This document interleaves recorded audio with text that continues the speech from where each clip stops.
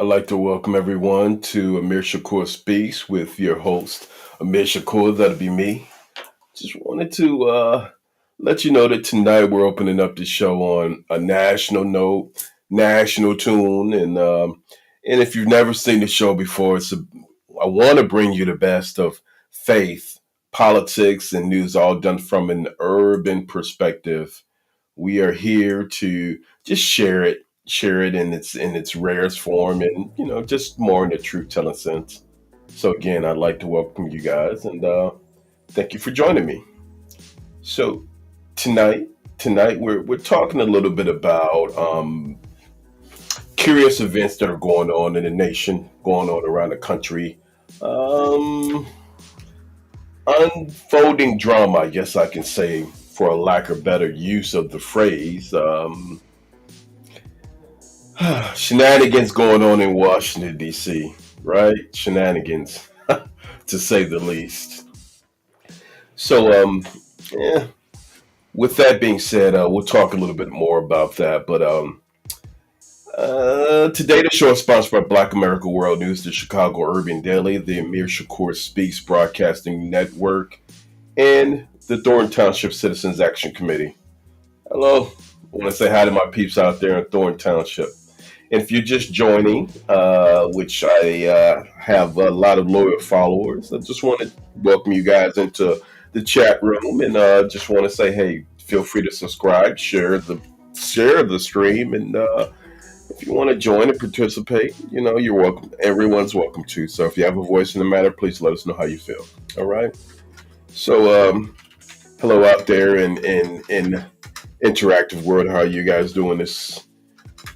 Interesting time for us right now. Interesting time for us right now, and I don't know, guys. We're gonna talk a little bit about it, but the shenanigans just don't seem to stop, right? Just don't seem to stop. So this DC speech with gentleman Pete Hegseth has gotten not so great reviews, and I'm just trying to be poetic in a sense that I'm not trying to be as crude and critical, but at the same time, it definitely had negative reviews. And this person who you're looking at is the man of the hour, the Defense Secretary Pete Hegseth. The speech was given this week to top generals who were supposed to serve. It was supposed to serve as a rallying cry for the military exceptionalism, but it didn't land that way with a lot of the military people it was targeting. I mean, they looked at this speech by Pete as chaotic, I should say. Numerous defense officials who watched the senior brass of the United States military were brung down to Quantico, Virginia, and they sat in for a 95-minute long diatribe that was filled with everything from just insulting things to belittlement and everything in between, right? And then to sit through the partisan speech from President Trump afterwards did not help the situation out. It almost was like a return to high school for a lot of these very tenured senior military brass who were left wondering why the event even occurred at all. I mean, they said, "Hey, we could have gotten this in an email," which I don't blame them.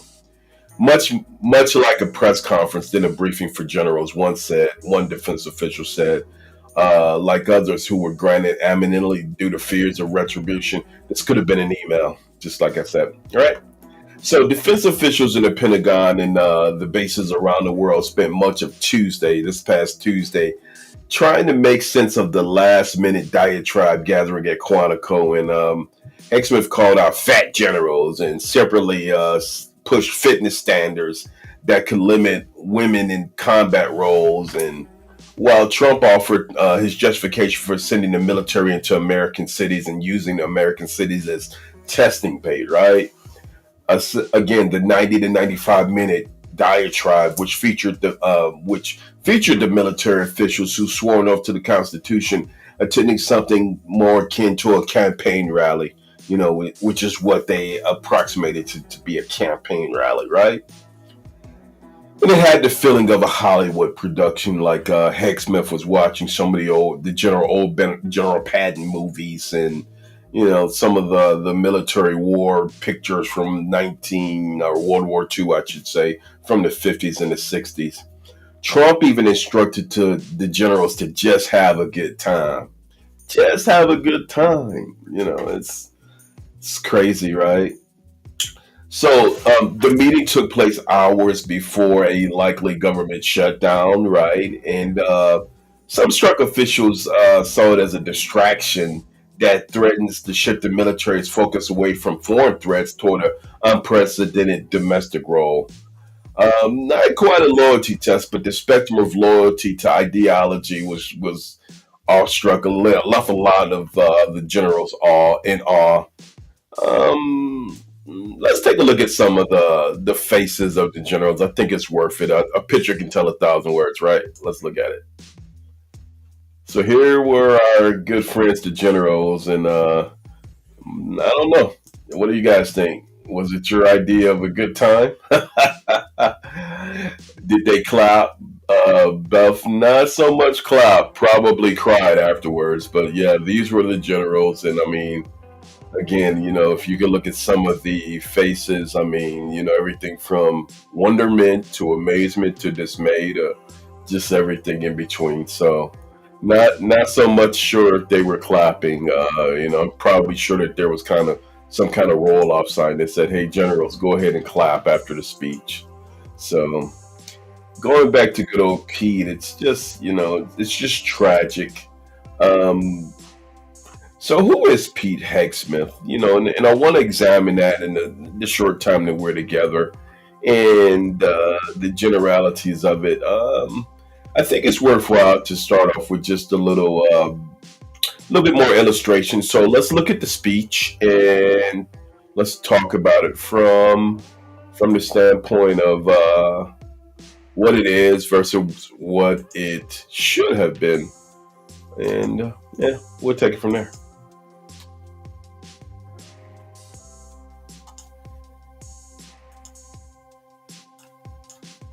Being raised tonight about an unprecedented message to the military's top brass. Defense Secretary Pete Hegseth outlining his vision to reshape the military, and President Trump suggesting they use, quote, dangerous American cities as training grounds for the military. Eyewitness News reporter Jory Rand live outside the Federal Building in downtown LA with their message and how California leaders are responding. Jory. Yeah, well, Mark, we have some experience with this kind of thing here in Los Angeles. We're outside the federal complex and the loading docks. This was the nexus of some of the violence we saw this summer that culminated with President Trump sending federal troops here to the streets of Los Angeles. He has since sent troops to other American cities, and it has raised a lot of concern about where he is going with this. Today, he said there's an invasion from within in the United States, and the U.S. military should train their forces against U.S. citizens. He said this in front of 800 generals and admirals summoned to Quantico, Virginia by the U.S. Secretary of Defense. If the words I'm speaking today are making your heart sink, then you should do the honorable thing and resign. Secretary of Defense Pete Hegseth gathered hundreds of top U.S. military leaders today to tell them there's a new sheriff in town. It's tiring to look out at combat formations, or really any formation, and see fat troops. Hegseth also continued his war on what he calls woke ideology in the military and said physical requirements for women will be the same as they are for men, which is already the case. But it was something the president said today that raised a lot of concern. San Francisco, Chicago, New York, Los Angeles, they're very unsafe places, and we're going to straighten them out one by one. And this is going to be a major part for some of the people in this room. That's a war, too. It's a war from within. I told Pete we should use some of these dangerous cities as training grounds for our military. The whole thing was vile. The idea of sending U.S. troops to train on the U.S. population, the very people the military is sworn to protect, drew immediate condemnation. The man doesn't give a damn about regular people, about Americans. He serves only himself and his ego. It should scare us all. This is something that we just don't do in America. Governor Newsom posting to social media, this speech should terrify anyone who cares about our country. Declaring war on our nation's cities and using our troops as political pawns is what dictators do. This man cares about nothing but his own ego and power. And LA Mayor Karen Bass tweeting, take it from a mayor whose city has been targeted by the federal government once.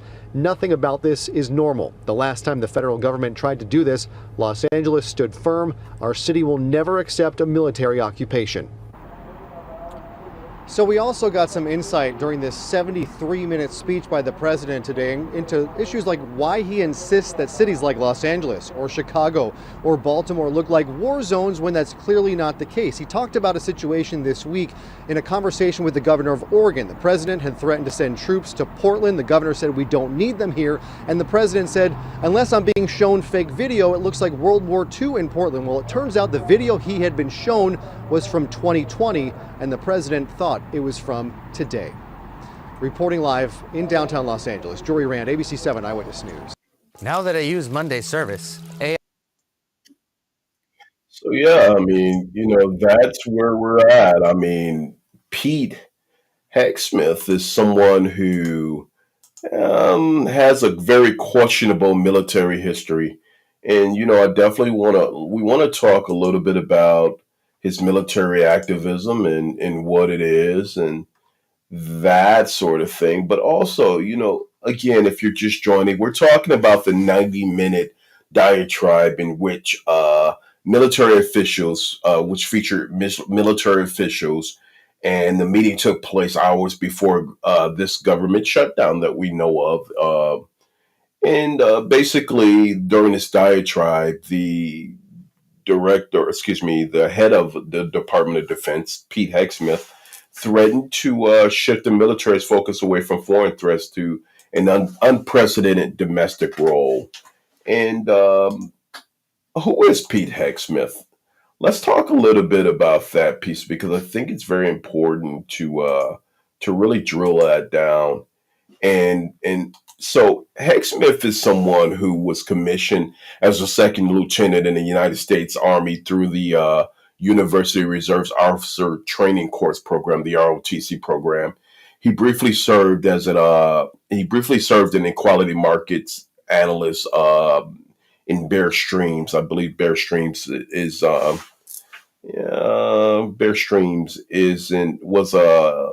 was an American investment bank is what he served at. But during that time, he was in the ROTC, the Reserve Officer Training Program. He completed basic training in Fort Benning in Columbus, Georgia in 2004. And for 11 months, he was in the Minnesota National Guard at Guantanamo Bay, the Guantanamo Bay detention training camp. There he led a platoon of soldiers from the New Jersey National Guard, guarding detainees. And by July 2005, he had returned to the Bear Streams investment firm where he was, basically working in a role which I'm not sure, very, very little notation about. But shortly thereafter, he volunteered for the Iraq War as an infantry in the 187th Infantry Regiment, which is the 101st Airborne Division, led by Michael Steele, Colonel Michael Steele, I should say, not Michael Steele, the political pundit. He began to tour in Baghdad before moving to Samarra, and where he served as a civil affairs officer, working in the city council, forming an alliance with council member Ayed al-Yahim. Hegseth has described a near-death experience in Iraq as in which a rocket-propelled grenade hit his vehicle but fell to death to go off and detonate. So, there were issues with him in the military, and we don't have the whole synopsis, but he was barred from serving in duty at the inauguration of Joe Biden after guardsmen flagged Hegseth as an insider threat, along with noting tattoos on his biceps with the words "That's Vault," which basically was a reference to That's vault is a Christian model historically tied to the ideas of divine providence and individual's interpretation of God's will. It was first chartered by the Catholics during the First Crusade, and I don't know the in depthness of his tattoos, but his tattoos had drawn some other comparisons to neo Nazis. So he had problems with that while he was in the military, right?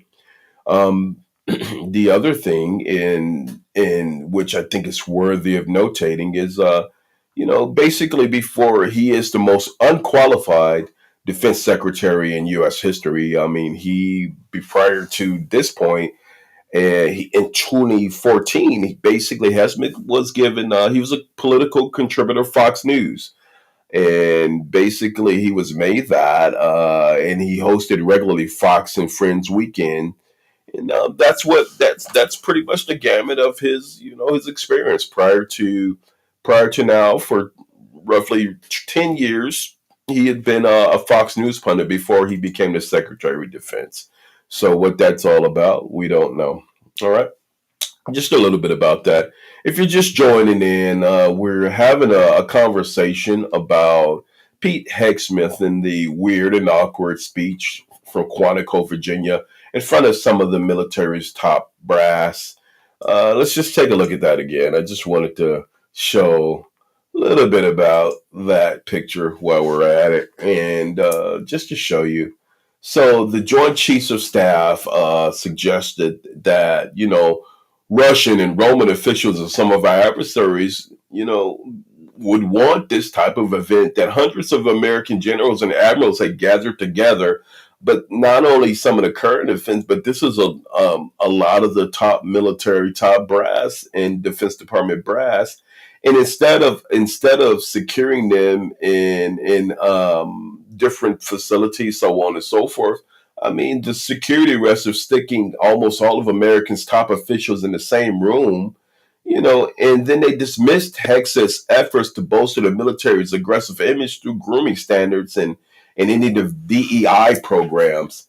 One of the military brass said, "Hey, it's a waste of time for a lot of people who empathetically had better things that they could be doing, and it's also inexcusable strategic risk," is what they were saying, to concentrate so many of the leadership of the military in this operational chain of command in the same public place at a publicly known place and time, just to convey an image of little message and little merit. So, these are the comments and the feedback that basically came from a lot of the military officials.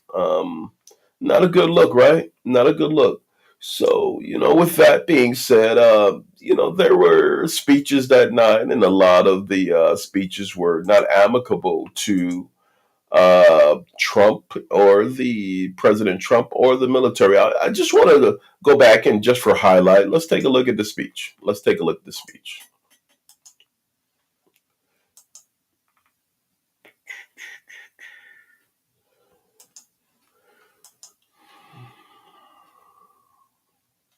Compromising in that pursuit.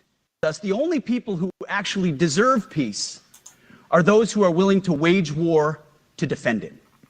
That's why pacifism is so naive and dangerous. It ignores human nature and it ignores human history. Either you protect your people and your sovereignty, or you will be subservient to something or someone. It's a truth as old as time. To our enemies, F-A-F-O. If necessary, our troops can translate that for you. The military has been forced by foolish and reckless politicians to focus on the wrong things. In many ways, this speech is about fixing decades of decay. Some of it obvious, some of it hidden. Or as the chairman has put it, we are clearing out the debris, removing the distractions, clearing the way for leaders to be leaders. You might say we're ending the war on warriors. I heard someone wrote a book about that. For too long, we've promoted too many uniformed leaders for the wrong reasons, based on their race, based on gender quotas, based on historic so-called firsts. We've pretended that combat arms and non-combat arms are the same thing. We've weeded out so-called toxic leaders under the guise of double-blind psychology assessments, promoting risk-averse, go-along-to-get-along conformists instead. You name it, the department did it. Foolish and reckless political leaders set the wrong compass heading, and we lost our way. We became the woke department, but not anymore. Right now, I'm looking out at a sea of Americans who made a choice when they were young men and young women to do something most Americans will not, to serve something greater than yourselves, to fight for God and country, for freedom and the Constitution. You made a choice to serve when others did not, and I commend you. You are truly the best of America. But this does not mean, and this goes for all of us, that our path to this auditorium on this day was a straight line, or that the conditions of the formations we lead are where we want them to be. You love your country, and we love this uniform, which is why we must do better. We just have to be honest. We have to say with our mouths what we see with our eyes, to just tell it like it is in plain English, to point out the obvious things right in front of us. That's what leaders must do. We cannot go another day without directly addressing the plank in our own eye. So if you're just joining, we are having a conversation about the diatribe of Pete Hegseth, the absurd speech to generals. And some people feel like these were boundaries that were crossed. I want to know, do you guys feel like, just from what you're hearing about it, were there boundaries crossed? Should all of our military top brass defense officials from bases from around the country had spent much of Tuesday and around the world, for that matter, trying to make sense of this last minute gathering at Quantico, Virginia, where Hegseth called out fat generals and separately pushed fitness standards that would limit women in combat roles. And, while Trump offered justification for sending military into American cities and using American cities as testing grounds, I can tell you one person who openly objected to the meeting, and that is the Pope. Pope Leo slams the mega defense secretary Pete Hegseth after his deranged speech to the American generals, calling it worrying and criticizing his Department of War rebranding. And just again, so you guys know, for transparency, not only has Hegseth and Trump rebranded the Department of Defense, calling it the Department of War, but Pope Leo is calling them out on that, and the mega world is popping a gasket over this one because according to Pope Leo, this way of speaking is worrying because it shows each time that an increase in tensions, this vocabulary, even shifting from the Minister of Defense to the Minister of War. Let's hope it's okay. It's only a way of speaking, according to the Pope. The Pope told reporters in speaking in Italian, he said he was asked about Hegseth's demand for more lethality. And certainly, the Pope said they have a style of government where they want to show strength to put pressure, and we hope it works. But there will not be war. One must always work for peace, he added. So, and I'm inclined to agree with the Pope. I think that, the rebranding from the Department of Defense to the Department of War may have a more negative effect than a positive effect. And, the whole objective is peace, right? So if you're just joining, we're talking a little bit about the Pete Hegseth 90-minute diatribe from failed the failed diatribe with military brass and top military officials, generals, and officers from around the world who were flown into Quantico, Virginia, for this weird and awkward and absurd speech. So, what do you guys think?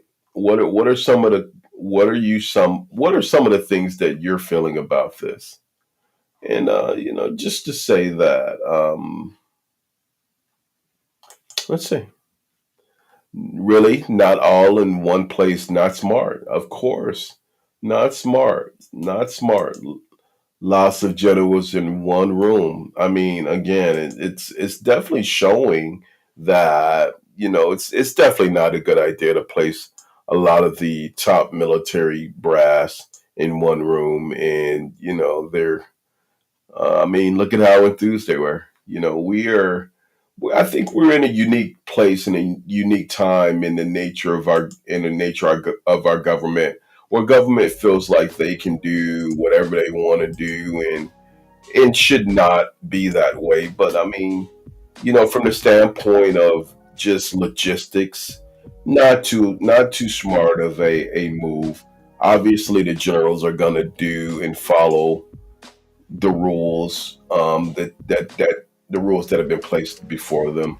But we also want to show that in a time where we have global turmoil, Russia versus Ukraine, Israel versus Hamas and the Palestinian authorities. We have to really think about what we're doing strategically on a military level, and not second guess these types of things. So, want to show a little bit more about this, and if you join in, please share and like. I think that this particular event was not only just a failed event, but I just think it sends the wrong message. And the military itself has its own strengthening mechanism, its own accountability, and I don't think the generals have a problem with accountability. I think that it was an unfortunate event, and I think that with the military leaders being addressed, I'm not sure if it had the effect that President Trump and Pete Hegseth wanted, but I think it had a reverse effect. For the record, give me 1 second. Let me see if I could just pull up a little bit about the meeting. Let me see if I can pull that up from the standpoint of Trump. Give me 1 second. Let's see.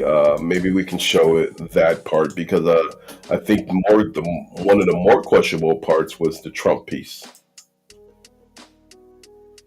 And 47th President of the United States, our Commander-in-Chief, Donald J. Trump.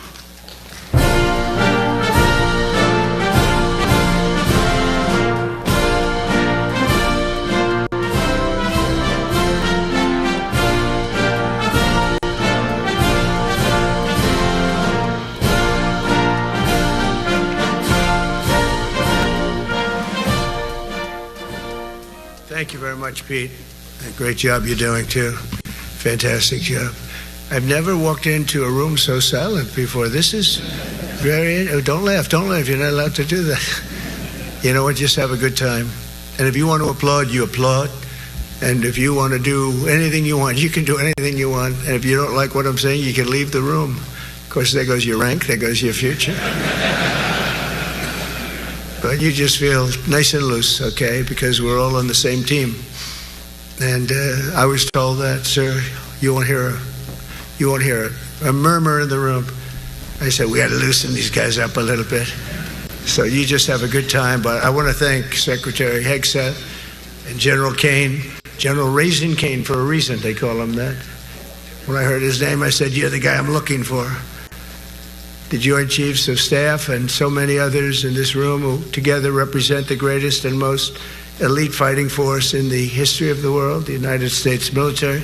We're very proud of our military. I rebuilt the military during my first term. It's one of the greatest achievements. We had the greatest economy in history, and I built the military. Those are the two things I say more than anything else. And I also kept us safe at the borders. We had very good borders. We didn't have people coming in from jails and prisons and everything like took place over the last 4 years. They'll never forget what happened to this country over the last 4 years with the incompetence. There could be no higher honor than to serve as your commander-in-chief. It is a great honor. I look at you, you're just incredible people. Central casting, I might add. To each and every one of you, I thank you for your unwavering devotion to the armed forces and to the country that we've all sworn a sacred oath to defend. We all have that oath, every one of us. I'm thrilled to be here this morning to address the senior leadership of what is once again known around the world as the Department of War. I know Pete spoke about it. He gave a great speech, I thought. Great speech. I don't want him to get so good. I hate that. You know? No, I hate it. I almost fired him. I said, you can't, I don't want to go on after that. No, he gave a great speech, but he talked about Department of War. We were sitting there. I said, didn't it used to be called the Department of War? And he goes, yes, sir. They changed it like in the early 50s. So we won the First World War. We won the Second World War. We won everything in between and everything before that. We only won. And then we went, in a way, woke. That was probably the first sign of wokeness. And we changed it to defense instead of war. So I guess the question of the hour is, what is woke what does woke have to do with the Department of Defense and some of the initiatives? You know, let's go back and let's look at this. Again, if you're just joining, we're just talking about the failed meeting from the standpoint of Mr. Donald Trump and Department of Defense Secretary Pete Hegseth. And you know, it's been a rocky road for the president. It's, you know, he's had a lot of issues. I mean, from the standpoint of cutbacks to the federal workforce, which a lot of them are unjustified and have left a bad taste in a lot of federal employees' mouths. Some officials spent their time doing back of the envelope math on ChatGPT to figure out how much the spectacle cost with all of the top brass there, while others across bases watching entirely. We're not officially saying that this is a failed meeting, but a highly unusual and widely criticized gathering of hundreds of top military leaders.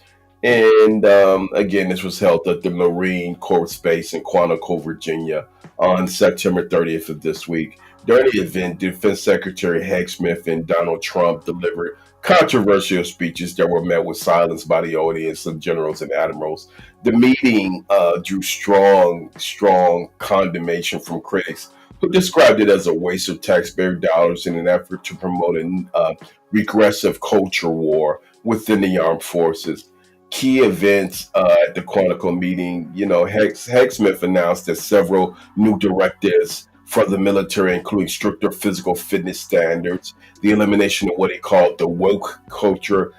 Trump's speech suggested using U.S. cities as a training ground for military troops, which raised immediate concerns about, which is totally illegal, by the way, and raised immediate concerns about civil military boundaries and legality. Military leaders were summoned, and approximately, I think the approximation was about 800 military officials, including one-star generals and higher, were ordered to travel to Quantico from around the world on short notice without being told the reason. This was highly unusual, and according to reports, the audience of military leaders remained silent and unresponsive during the speech. So what questions do you have? What are some of the comments that you would have? What do you guys think? What do you guys think? The Department of Defense was a better term. I definitely agree that the Department of Defense was a better term, but even with Department of Defense being a better term, I mean, I'm not so much worried about the terminology, but I'm worried about the level of work and what is being done. What initiatives have we seen? Keep in mind that we have current issues with the FBI. We have current issues with in North and South Korea. We have issues in the Gaza Strip. We have military level issues in the Ukraine conflict with Russia. Big problem there. So having 800 military officials, uh, including one-star generals and higher, and traveling to Quantico, Virginia from around the world, it's definitely a questionable use of quality time. And, there is a shutdown blame game that's going on now because of it. And I think that there's a backsplash, and there is these types of things, they once they resound and reverberate, then they continue on reflecting. And these generals, some of these guys have served 20, 30, 40 years in service, and they're not quick to forget. So we have to think about um the defense secretary, ordering hundreds of military generals to gather on short notice, and the reverberating effect. Was the meeting a waste of money, likened to one of Trump's press conferences a waste of time and money? The speeches come across as the country faces a political shutdown. May I remind you? So, was it the right thing to do? Could both of President and Hegseth been doing other things with their time? Could these military generals have been, they had been put in a better place? So, I think the idea, hello, I think the idea was a waste of time, and I think it's just a matter of, from here, just following and really talking to the generals on the ground. Look, let's take a larger look at these generals one last time. Do these generals look excited? Do they look? What's your opinion? Do they look like they are engaged? Look at the expression of this second gentleman. I mean, it's just uh, if a picture can tell 1,000 words. For those of us who are just joining, we're talking about the absurd speech to generals. Did it cross the boundaries um, by Secretary of Defense Pete Hegseth? And the debate is still going on. I mean, again, the reverberation of the event is still going on. But if we were to say, that even the Donald Trump speech shortly thereafter, it suggested that, using U.S. cities as training grounds for military troops, it's just a bad idea. And what does that mean? Does that mean you're turning the military on U.S. citizens? Not only is it a bad idea, but it's highly illegal. I mean, it doesn't take a rocket scientist to question the legality of such an event were it ever to come and be raised. So, we're talking about Defense Secretary Pete Hegseth. The meeting that took place hours before the government shutdown, and it was a 90-minute diatribe, which officials swore no to the Constitution, while the absurd meeting, basically left a lot of the numerous defense officials who were watching and senior brass scrambling to really justify their presence being there, and wondering why the event occurred at all. Right. So, I think that I'm going to editorialize just a little bit, because we're going to, I like to end it on this note. Um, if you are a Pete Hegseth or a Donald Trump, considering a lot of the current issues in the country, in the world. Where what would you do? What would be the first thing you do in order to gain the confidence of the troops, the military troops? Well, basically, instead of you doing talking, why don't you sit your top brass from around the world and around the country who are really facing these issues on a real time basis and commission and trained to do it and have the wherewithal and the knowledge. Why don't you take these guys and sit them down and let them speak to what it is and how to strengthen the military, how to promote a better active service corps. And listening to people goes a long way. It does a lot better than talking, and so, you know,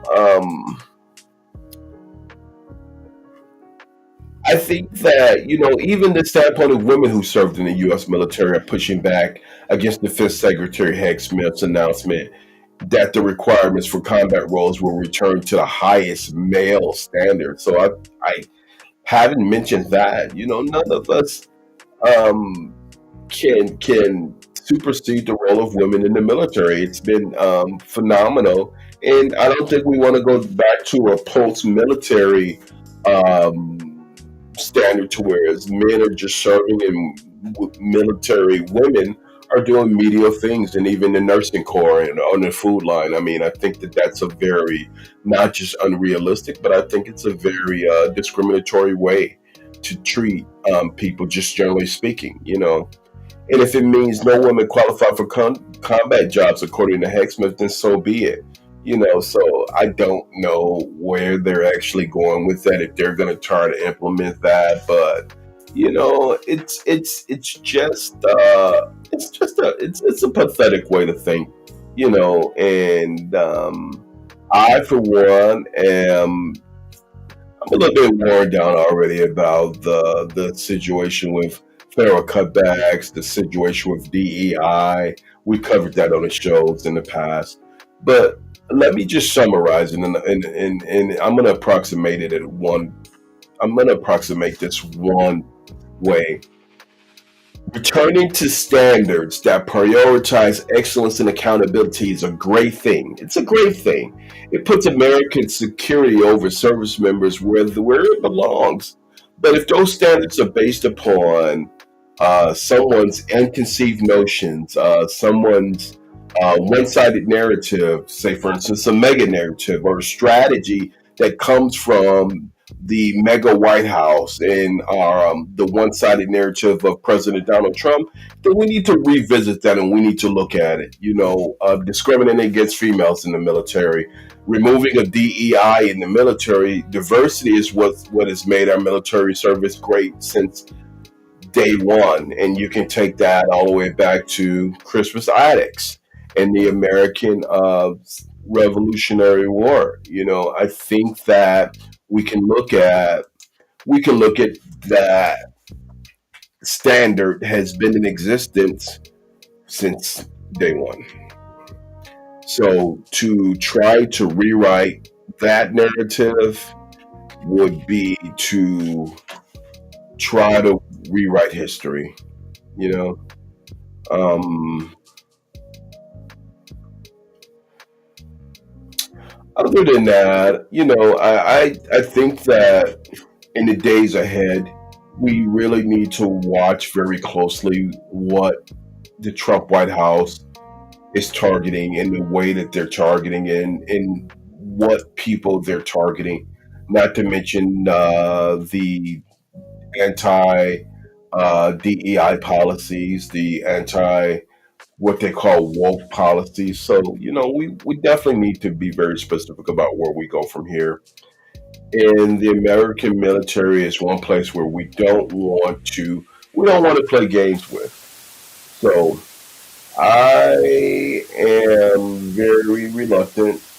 I'm very reluctant not to second guess anything when it comes to this Trump White House, but active and veteran soldiers should be concerned that Hegseth is building a military culture where everybody's being undermined And it sounds that way, and no real merit to any of these plans. So, let's.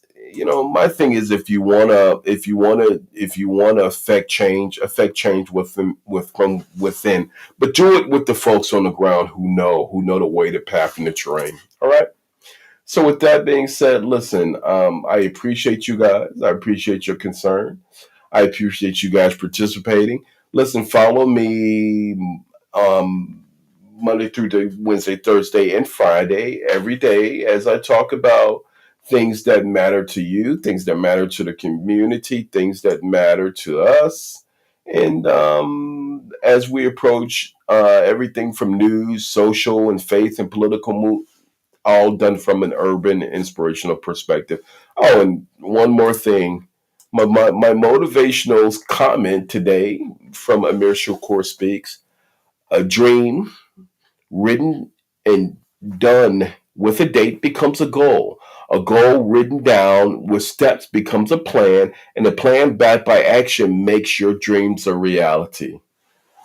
All right. So remember that, and I appreciate you guys joining, and I appreciate you guys listening. And please follow and like the stream, follow and subscribe, and hopefully you guys have the best. We got to keep hope alive with our military, the state of our country, and yeah, we are in a little bit of a mega mess. If we're not in for anything else, I think it's a mega mess. So I appreciate you guys. Thanks for watching, and you guys take it easy. Peace.